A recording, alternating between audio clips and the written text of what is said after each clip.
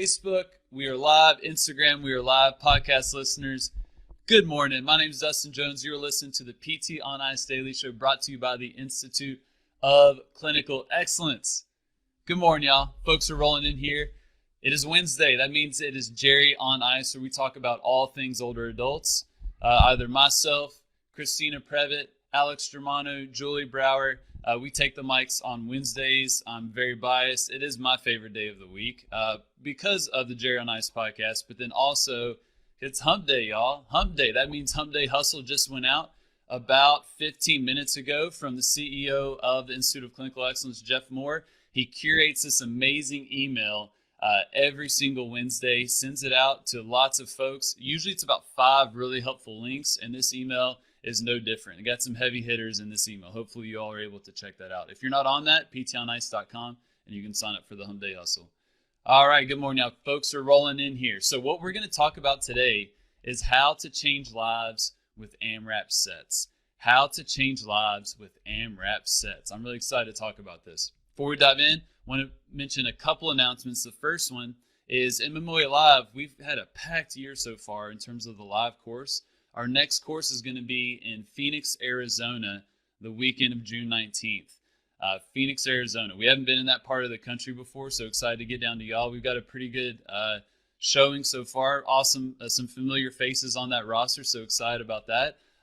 Also, our online Essential Foundations course, MMOA Essential Foundations, starts June 23rd, and we're already 70% full. So that is likely going to sell out within the next couple weeks. Be sure to check that out. I'll drop links to all these on the Facebook video. All right, let's get to the goods.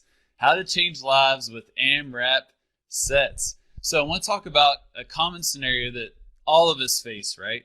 Whether you are in an outpatient clinic, whether you're in home health, whether you're in a skilled nursing facility, in acute care, whether you're mainly in a fitness facility.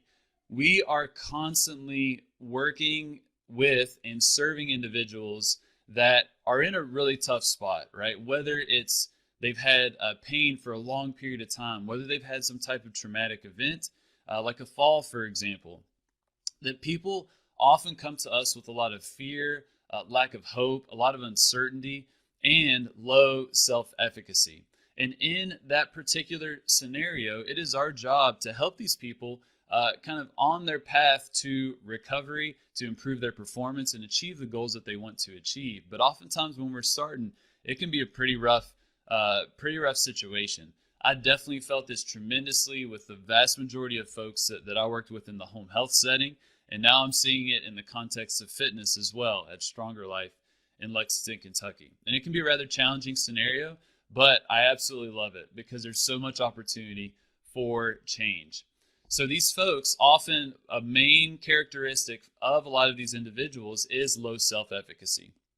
If we were to define self-efficacy, because that term gets thrown around all the freaking time, self-efficacy is the belief and conviction that one can successfully perform a given activity. The belief and conviction that one can successfully perform a given activity. Now, this is important, right? If you have a lot of self-efficacy, that's been shown to be very beneficial in several outcomes that we are concerned about as physical therapists or as clinicians.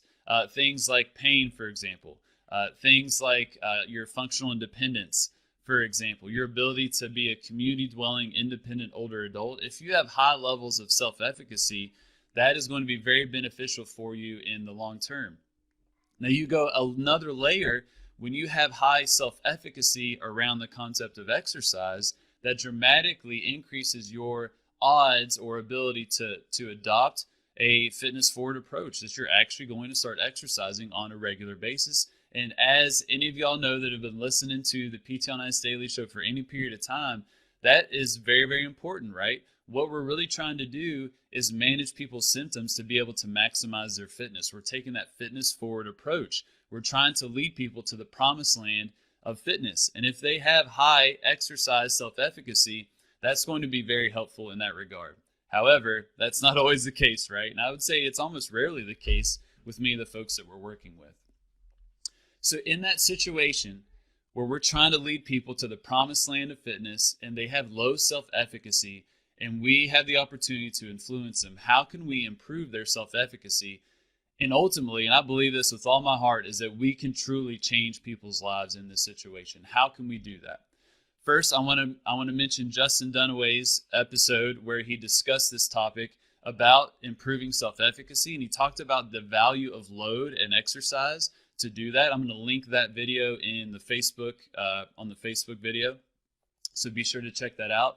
But I'm going to take that another step further, that we can leverage load to improve self-efficacy, but our tool that is really going to change people's lives is leveraging the AMRAP set. The AMRAP set. AMRAP, for those that are not familiar, stands for as many rounds or reps as possible.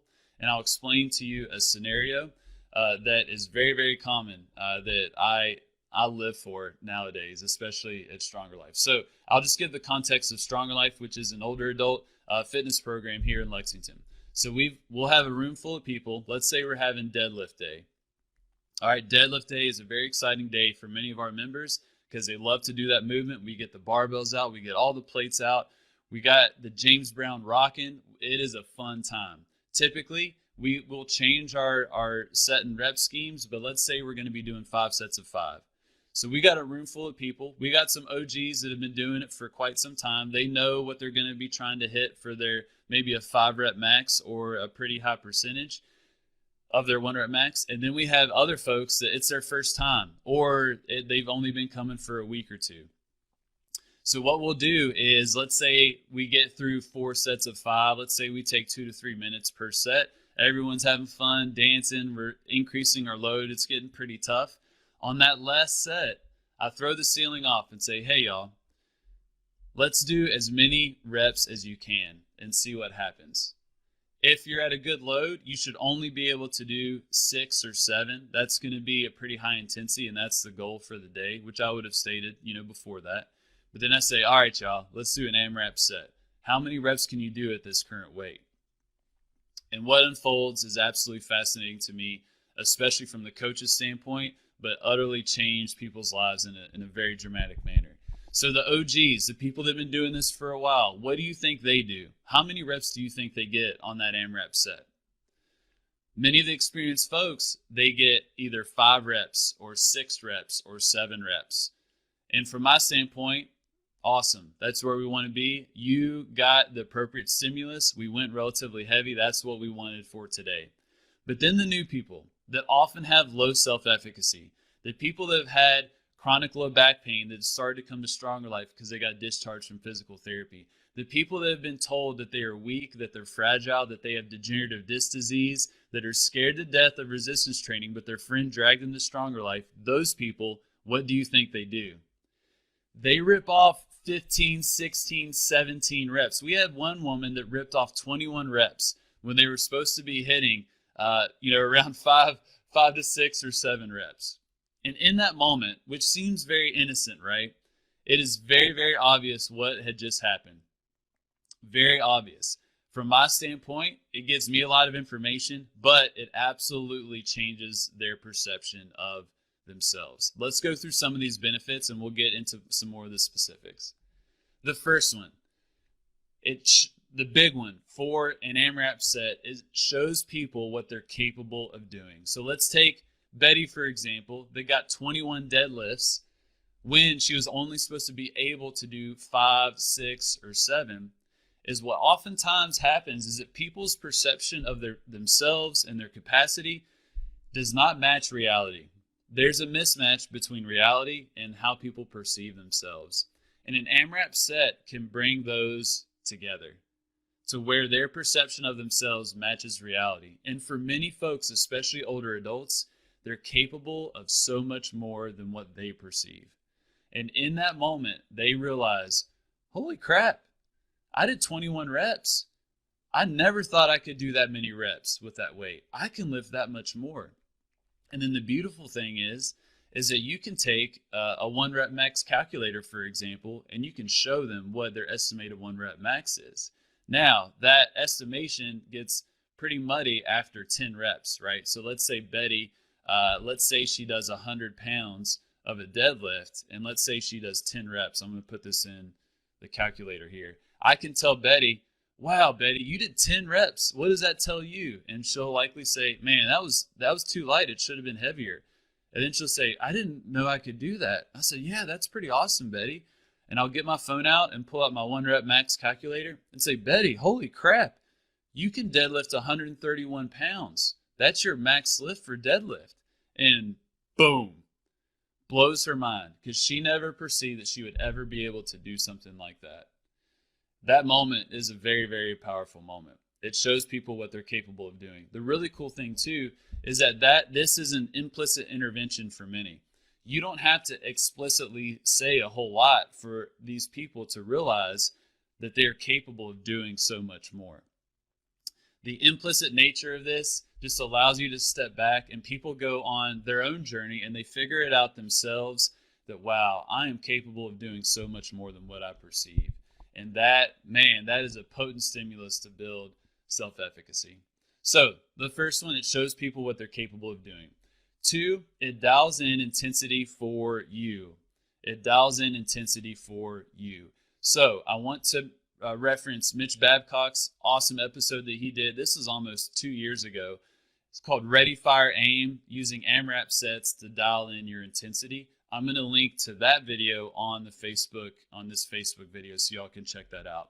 This is one of my favorite episodes that Mitch has done. He talks about leveraging that AMRAP set to dial in your intensity, that if they're busting out, if the goal is for them to be able to do about 5 to 7 reps and they're busting out 10, 12, 15, or 21 like Betty, that tells you, wow, that's way too light. We can go heavier next time. And it can also, if it's under or around that 10 RM, if they only do 10 reps or so, then you can calculate their 1 rep max, and then you can work off of a pretty clean number when you go to dose the next time. And that can be very helpful clinically for you. It also helps dial in intensity for your patient. This is really important because oftentimes in the clinic or even the context of fitness, RPE, rating of perceived exertion, is going to be rather easy to leverage and going to be very helpful. But when you have individuals where their perception of themselves and also their perception of what intensity is and what they can handle doesn't match reality, RPE is really tough, because you're going to have people that are going to say, man, that was a 9 out of 10, when in reality, that was like a 40% effort, not a 9 out of 10.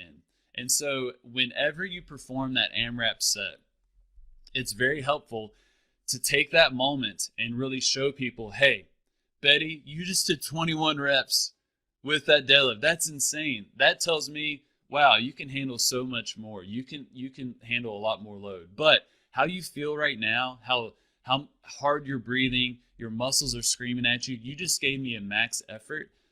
That is a 10 out of 10 on this scale. And you can use an OmniRes or, an RPE, modified RPE, something like that. Betty, that was a 10 out of 10. Max effort. Next time when you come back, we're not going to do a 10 out of 10 per se, but whenever we're doing this exercise, when we're strength training, trying to get you stronger, we're going to be probably around a 7, 8, sometimes a 9 out of 10. So you should know what that feels like. Take that moment, that AMRAP set, so you can correlate that max effort that they just gave you to the 10 out of 10 on the RPE. And that's going to help make that RPE a little more accurate, because a lot of folks that are new to exercise, new to higher intensity activities, they're not used to that. They don't understand what a max effort is because they may not have done it in decades or ever, if we're honest. So their 7, 8, their reported RPE may be at a pretty low intensity. So change some lives with AMRAP sets, y'all. I want you to think about the utility of this from dialing in the intensity piece, 100%. That's super important. I don't want to de-emphasize that. It's helpful for you to be able to dial in intensity. It can help you get a pretty clean estimated 1 rep max. But the bigger piece is that it can absolutely change your patients' lives. It can help build their self-efficacy. It can help change their perception of themselves and match their perception with reality, and give them the confidence and the ability to attack that exercise program, adopt that fitness forward approach, and then we're off to the races. Then we've absolutely changed someone's life. And it all started with something as simple as an AMRAP set. I love it. I freaking love it. Anytime that we do this, especially in Stronger Life, I just sit back and I watch all the new people, and you can see it unfold. The light bulb goes off in their head and they think, wow, I didn't know I could do that. I'm so much stronger than what I perceived.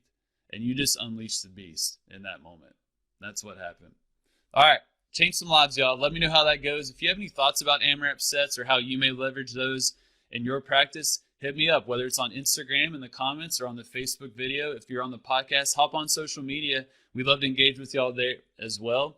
Also, for the links that I mentioned, go to the Facebook video to catch those. Also, MOA Live, June 19th. Love to see y'all in Phoenix. And then we have Essential Foundation starting June 23rd, about 70% full. All right, y'all. Have a lovely Wednesday, and I will talk to you soon.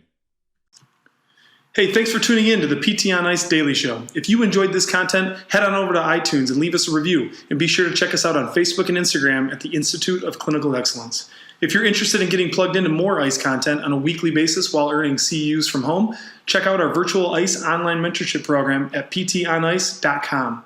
While you're there, sign up for our Hump Day Hustling newsletter for a free email every Wednesday morning with our top 5 research articles and social media posts that we think are worth reading. Head over to ptonice.com and scroll to the bottom of the page to sign up.